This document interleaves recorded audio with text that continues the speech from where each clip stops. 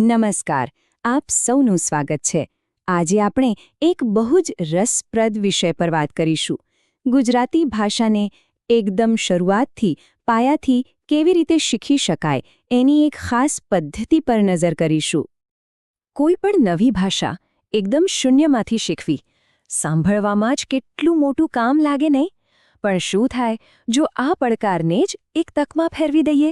ચાલો આજે આપણે એક એવી જ ગાઈડને સમજીશું જે આ અઘરા લાગતા કામને એકદમ સરળ બનાવી દે છે. આખી શીખવાની પદ્ધતિનો પાયો, એનો આત્મા બસ આ એક જ સિદ્ધાંત પર ટકેલો છે: સરળથી જટિલ. એટલે કે પહેલાં સાવ સહેલી વસ્તુઓ અને પછી ધીમે ધીમે એના પર જ આગળ વધીને અઘરી વસ્તુઓ શીખવાની. તો ચાલો આ બ્લૂપ્રિન્ટને જરા નજીકથી જોઈએ. આપણે રાજુભાઈ રાઠોડ દ્વારા તૈયાર કરાયેલી એક પદ્ધતિસરની માર્ગદર્શિકાનું વિશ્લેષણ કરીશું, જે આ સરળથી જટિલના વિચારને બહુ જ સરસ રીતે સમજાવે છે. અહીં એક વાત સમજવી બહુ જ જરૂરી છે. આપણો હેતુ અહીં ગુજરાતી શીખવવાનો નથી, પણ જે રીતથી આ ભાષા શીખવવામાં આવી રહી છે એ પદ્ધતિને, એના માળખાને સમજવાનો છે કે કેવી રીતે કોઈ શીખનારને સાદા અવાજથી લઈને આખા વાક્ય સુધી પહોંચાડી શકાય. કોઈ પણ મોટી ઇમારતનો પાયો મજબૂત હોવો જોઈએ, બરાબર ને? ભાષા શીખવામાં પણ એવું જ છે. આ પદ્ધતિની શરૂઆત થાય છે સૌથી પાયાના અને સૌથી સરળ ઘટકોથી, એટલે કે સાદા શબ્દોથી. તો આ સાદા શબ્દો છે શું? આ એવા શબ્દો છે જેમાં કોઈ કાનોમાત્રા નથી, કોઈ જોડણીનો નિયમ નથી, બસ મૂળ અક્ષરોને સાથે મૂકીને બનેલા શબ્દો. આનાથી શું થાય? જે શીખનાર છે એ ગભરાયા વગર પહેલું પગથિયું આરામથી ચડી જાય છે. અને આ પદ્ધતિની સૌથી મજાની વાત શું છે ખબર છે? આ 2 સ્ટેપની પ્રોસેસ. જો પહેલા શીખનાર કમળ કે ઘર જેવા સાવ સાદર શબ્દો શીખે છે, અને પછી તરત જ એ જ શબ્દોનો ઉપયોગ કરીને અમર, રમતરમ જેવું નાનકડું વાક્ય બનાવે છે. આનાથી ખાલી જ્ઞાન નથી વધતું, પણ અંદરથી એક કોન્ફિડન્સ આવે છે કે હા, હું કરી શકું છું.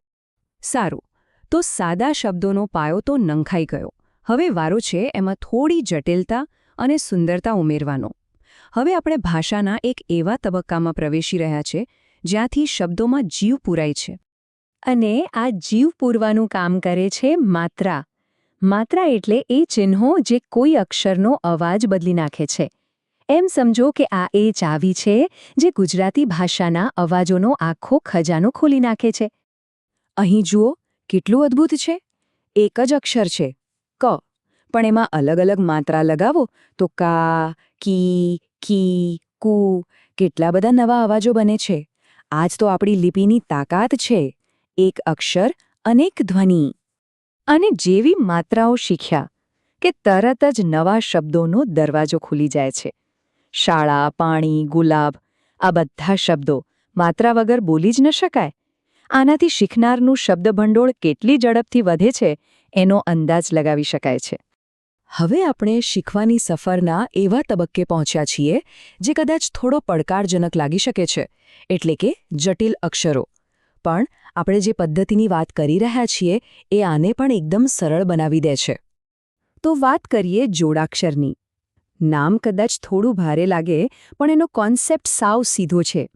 જ્યારે 2 અક્ષરો જોડાઈને એક નવો જ આકાર અને અવાજ બનાવે ત્યારે તેને જોડાક્ષર કહેવાય. ચાલો આને એક ઉદાહરણથી સમજીએ. આને એકદમ સાદા ગણિતના સૂત્રની જેમ જુઓ. શ વત્તા ય બરાબર શ. કેટલું સરળ! જે અક્ષર પહેલાં અઘરું લાગતો હતો એને આ રીતે તોડીને સમજીએ તો તરત જ મગજમાં બેસી જાય છે. આ જ તો છે સરળથી જટિલ તરફ જવાનો જાદુ. અને હવે જુઓ, જે શ આપણે બનાવતા શીખ્યા એ અહીં ઈશ્વર શબ્દમાં કેવી રીતે વપરાયો છે. બસ આ જ તો ક્રમ છે. પહેલાં ટુકડા સમજો, પછી એને જોડો અને અંતે એને એક આખા શબ્દમાં વાપરો. જોડાક્ષર સિવાય પણ પતંગ શબ્દમાં આવતું માથે મીંડું એટલે કે અનુસ્વાર, કે પછી સૂર્ય શબ્દમાં આવતો રનો રેફ, આવી બધી જ જટિલ બાબતોને પણ આ માર્ગદર્શિકામાં એટલી જ સરળતાથી આવરી લેવાય છે. આ બતાવે છે કે આ પદ્ધતિ કેટલી સંપૂર્ણ અને વિચારપૂર્વક બનાવાઈ છે. તો અત્યાર સુધી આપણે અલગ અલગ ભાગ જોયા: સાદા શબ્દો, માત્રા, જોડાક્ષર. હવે આ બધા ટુકડાઓને જોડીને એક આખું ચિત્ર બનાવવાનો સમય છે. કારણ કે છેવટે તો ભાષાનો મુખ્ય હેતુ શું છે? વાતચીત કરવી, સંચાર કરવો. આ એક ટેબલ આખી સફરને એક જ નજરમાં બતાવી દે છે. જુઓ, ઘર જેવા સાદા શબ્દથી શરૂઆત થઈ, પછી શાળા જેવા માત્રાવાળા શબ્દો આવ્યા અને છેલ્લે પુસ્તક જેવા જોડાક્ષરવાળા શબ્દો. અને દરેક તબક્કે શબ્દોની સાથે સાથે વાક્યો પણ શીખતા ગયા. એકદમ વ્યવસ્થિત પ્રગતિ. તો આનો સાર એ જ છે કે આ કોઈ ઘૂંખણપટ્ટીની રમત નથી. આ તો સમજણની એક ઇમારત ચણવા જેવું છે. દરેક નવી ઈંટ જૂની ઈંટના આધારે મુકાય છે. અને આમ કરતાં કરતાં શીખનાર ખાલી અક્ષરો નથી વાંચતો, પણ એ અક્ષરો પાછળ છુપાયેલા વિચારોને વાંચતા શીખે છે. અને અંતે આ માર્ગદર્શિકાના છેલ્લા પાઠમાંથી આ વાક્ય પર ધ્યાન આપો, હંમેશા સત્ય બોલો. આ ખાલી શીખવા માટેનું એક વાક્ય નથી. આ એક મૂલ્ય છે, એક વિચાર છે. અને એ આપણને યાદ અપાવે છે કે ભાષા શીખવાનો સાચો અર્થ ફક્ત શબ્દો જાણવાનો નથી, પણ એ શબ્દો દ્વારા સારા વિચારોને વ્યક્ત કરવાનો છે. તો આ આખી પદ્ધતિ જોયા પછી એક સવાલ મનમાં જરૂર આવે છે. શું આ જ સરળથી જટિલવાળો આઈડિયા, આ જ બ્લૂપ્રિન્ટ આપણે બીજી કોઈ અઘરી વસ્તુ શીખવા માટે વાપરી શકીએ?